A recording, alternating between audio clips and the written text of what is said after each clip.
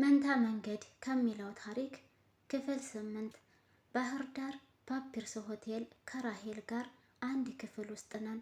ራሄል ሙሉ ራቁቷን ከፊት ለፊቴ አልጋው ጋር ቆማለች። በሩን ተደግፌ አየኋት። አንድ ከውብም ውብ የሆነች ለፍቅር የምትከጅለኝ ሴት መቋቋም የማልችለውን ውበቷን ከፊቴ ደቅናብኛለች። የሴት ልጅ ራቁት ገላን የሚደርስ ውበት ምድር ላይ ለመኖሩ እጠራጠራለሁ። እኔ እንኳ ዝሙት ልፈጽም ከቤተሰቤ ውጭ የሆነች ሴት ልጅ እንኳ ጨብጬ አላውቅም። ጨዋነቴን ደግሞ ራሄል ራሷ ትመሰክራለች። ራሄል በእጆቿ እንድቀርባት ምልክት አሳየችኝ። ተጠጋችኝ። ምን እያደረገች ነው?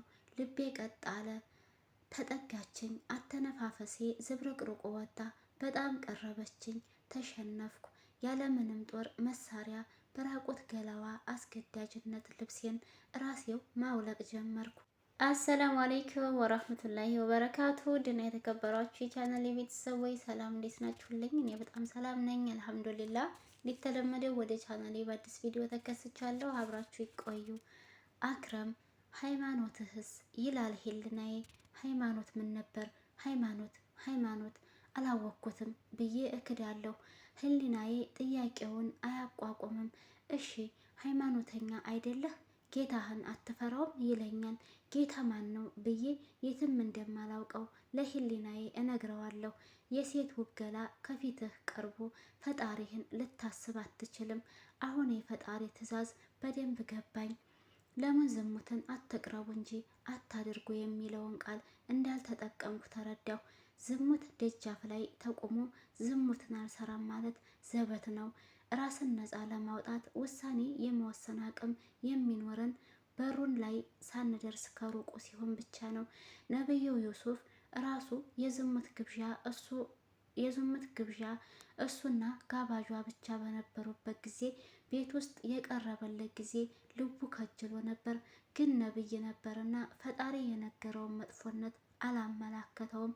ራሄል ቦዲዬን በማውለቅ ተባበረችኝ። ሁለታችንም ራቆታችንን ቆምን። ራሄል እጅን እየጎተተች ወደ አልጋው ወሰደችኝ። አንገቴን ይዛ ወደ ከንፈሮችን አስጠጋች። አንዴ ስትስመኝ ሰውነቴ ለየት ያለ የቁጣ ስሜት ወረረው። በጥፊ ብዬ አልጋው ላይ ዘረርኳት። ሪቾ በጣም ደነገጠች። እኔ ግን አሁንም ፍላጎቴ እንዳለ ነው። ወደ አልጋው ስወጣ ሪቾ ተፈናጥራ ከአልጋው ወረደችና ልብሷን እንደነገሩ ለባበሰች። ምንድነው የተፈጠረው? ለምን በጥፊ መተኋት? ልቤ እኮ ሊያቀርባት ነበር የፈለገው። አካሌን ማን አዘዘው? ግራ ገባኝ። ሪቾ በግርምት ቆማ አየችኝና በጣም ይቅርታ አለችኝ። ምን ብዬ የተፈጠረውን ነገር እንደማስረዳት አላውቅም። ልመታሽ ፈልጌ አልነበረም አልኳት። ቱታ ሱሪዬን እየለበስኩ አንዳችን ጭንቅላታችን በላይ በኩል ሌላችን በታች አድርገን በተለያየ አንሶላ ለመተኛት ተስማማን። ርቾ በጥፊ የመታኋት ከእሷ ጋር መተኛት ስላልፈለግኩ እንደሆነ አስባ ያቀረበችው አማራጭ ነው። እኔ እጅን ማን እንዳዘዘው አላውቅም እንጂ እምቢ የምልበት ምንም አቅም አልነበረኝም። ልክ በተቃራኒ አቅጣጫ እንዴተኛን ርቾ አክረሚ፣ ይሄ አንተን የኔ ለማድረግ የወሰንኩት እርምጃ ነበር። ባለጌ አይደለሁም ታውቃለህ፣ ግን ፉክክሩ ከሀያት ጋር ሆነና በጣም ከበደኝ። ስለዚህ አንተን ለማሳመን ጊዜ ከመፍጀት ይልቅ እሷን በፈቃዷ እንድትተውህ ማድረግ ነበረብኝ። ሀያት ዛሬ የተፈጠረውን ነገር ስታውቅ ራሷ ትተውሃለች። ያኔ የኔ ብቻ ትሆናለህ አለችኝ። ንግግሯ ውስጥ የተጠና ስሌት ነበር። እና ውጭ አምሽተሽ አብረን እንድናድር ያደረግሽው አውቀሽ ነው አልኳት ብሽቅ እያልኩ። ተንጠራርታ ቦርሳዋን ከአልጋዋ ጎን ካለው ጠረጴዛ ላይ ያነሳችና ከውስጡ ብዙ መቶ ብሮችና ኤቲኤም ካርድ አውጥታ አሳየችኝ። አይደለም አንድ ክፍል ሁለት ክፍል የሚያስይዝ ብር ይዤ ነበር፣ ግን እድሉን መጠቀም ነበረብኝ አለችኝ። ወንድ ልጅ ከሴት ልጅ ጋር በተንኮል ሊፎካከር አይችልም። ሴትም ወንድን በጉልበት ልታሸንፈው አትችልም። አሁን ሪቾ ሁሌም ትለኝ የነበረው ነገር ትዝ አለኝ። እኔ አንተን የራሴ ለማድረግ ምን ያህል መስዋዕትነት የምከፍል ይመስልሃል ነበር የምትለኝ። ዛሬ የት ድረስ እንደምትሄድ በተግባር አሳየችኝ። አሁን ሀያት ይህን ጉድ ካወቀች ምንም አልፈጸምንም ብላት እንዴት ነው የምታምነኝ? አንድ አልጋ ላይ ተኝተን ሳልነካት ወጣሁ ብላት እንዴት ነው የምዋጥላት? እሷ ብትሆን ያደረገችው እኔም አይዋጥልኝም ነበር። ሰማይ ሊጠራ ሰዓት 11 ሲል ከእንቅልፌ ባነንኩ። ሁሌም በዚህ ሰዓት የንጋት ስግደት ስለምሰግድ ከእንቅልፌ እነሳለሁ። ሪቾ ቀልቧን ስታ ተኝታለች። ጸጉሯ በትንትን ብሎ ፊቷን በከፊል ሸፍኖታል። ግንባሯን ልስማት ፈለግኩና ትነቃለች ብዬ ፈርቼ ተውኩት። አንዱን እግሯን እግሬ ላይ ሰቅለዋለች። ከንፈሮቿ ያሳሳሉ። ከዚህ በላይ ካየኋት እንዳልሳሳት ስለፈራሁ አይኔን ሰብሬ ርቾን ላለመረበሽ እየተንቀጠቀኩ ከአልጋው ወርጄ ወደ መታጠቢያ ቤት ሄድኩ። መጀመሪያ ገላዬን ከታጠብኩ በኋላ ወዲያው አድርጌ ከመታጠቢያ ወጣሁ። ወዲያው ከስግደት በፊት የሚደረግ ትጥበት ነው። ጃኬቴን መሬት ላይ አንጥፌ ሰገርኩ። ከወንጀሎች ሁሉ ከባዱ ወንጀል ዝሙት። አፋፍ ላይ የተሰገደን ስግደት ፈጣሪዬ ይቀበለኝ ይሆን አላውቅም። ሪቾ አሁንም እንዴተኛች ናት። ቀን የበላችው ምግብ አልተስማማትም መሰለኝ። ደጋግማ ትፈሳለች። ገረመኝ። የእውነት ቆንጆ ሴቶች የሚፈሱ ሆነ የሚጸዳዱ አይመስለኝም ነበር። መልአክ ነው የሚመስሉኝ። ሽንት ቤት ደርሰን እንምጣ ሲሉ ራሱ መስታወት ላይ ጸጉራቸውን ለማስተካከል እንደሆነ ነበር የማስበው። እንደውም ሲመስለኝ ይሄ የኔ ብቻ ሳይሆን የብዙ ባለትዳሮች ችግር ነው። ቆንጆ ናት ብሎ ያገባና እንደ ሰው ስትሳሳት አልያም ስትታመም ይደብረዋል። ምክንያቱም እሱ ያገባው አይኑ የገባች ቀን ያየውን ውበት እንጂ ትክክለኛ እሷነቷን አይደለም።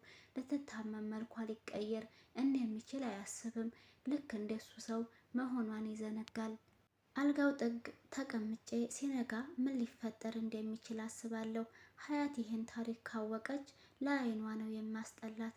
ራሄል ከእንቅልፏ ስትነሳ ግጥም ለመጻፍ ስልኬን አበራሁ። የስልኬን ማስታወሻ ከፍቼ መጻፍ ጀመርኩ። ግጥሙን ጨርሼ የፊደል ስህተት ስለቅም ራሄል ከኋላዬ መታ ጀርባዬን አቀፈችኝ። ወይኔ አክረም እጄን ለመጨበጥ ተሳስታ እጇን ከዘረጋች እንዴት ትሳቀቅ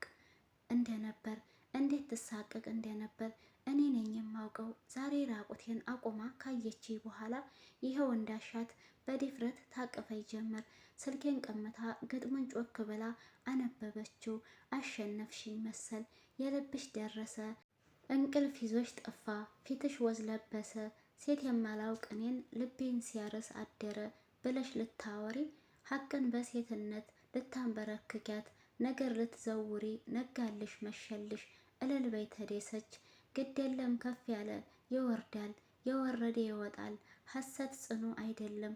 ቆይ ግን ልጠይቅሽ፣ ከእሳት ስሜትሽ ላይ ውሃን እንድትቸልሽ ምን ያህል አስገደደኝ? ገላሽን ላቅፍ ብዬ ጥፊ እንዴት ቀደመኝ?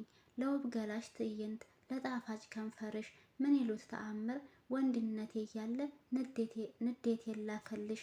ተይው አትንገሪኝ፣ መልሱን አውቀዋለሁ። ተበዳይ ቤተኛ ለሱ የሚቆምለት ከላይ ጠባቂ አለው። ተበዳይ ያልካት ሀያትን እንዳይሆን አለችኝ እየሳቀች።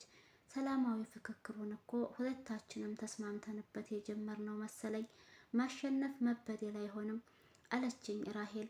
ለማሸነፍ የመረጠችው መንገድ ምንም ከባድ ቢሆንም እሷ ግን በጣም ጨዋ መሆኗን እኔ መሰክርላታለሁ። ራሄል ጨዋ ናት። አዎ ራቁቷን ቆማ እንዲተኛ ጠይቃኛለች። ግን ጨዋ ናት። እዚህ ሁሉ ባለጌ ያስመሰላት ጣጣ ውስጥ የከተትኳት እኔው ነኝ።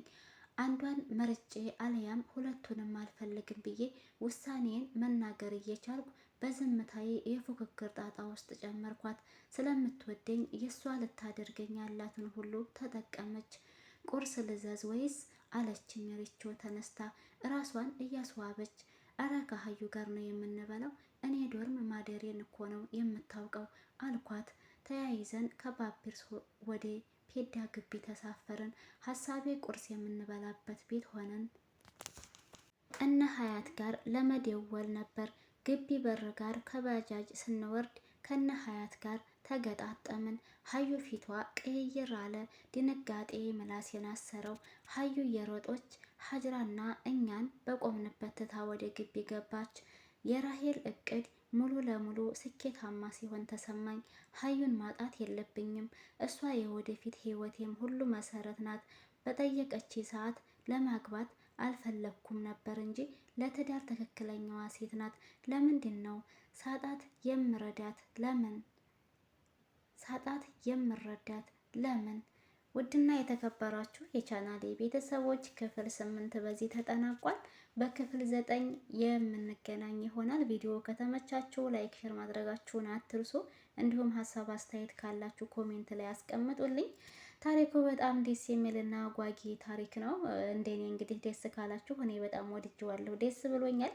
ክፍል 9 ላይ ደግሞ እንግዲህ ሀያት ምን አይነት ስሜት ተሰምቷት ነው እነሱን ስታያቸው ትታቸው የሄደችው የሚለውን አብረን የምናየው ይሆናል። እስከምንመለስ ወሰላሙ አለይኩም ወራህመቱላሂ ወበረካቱ።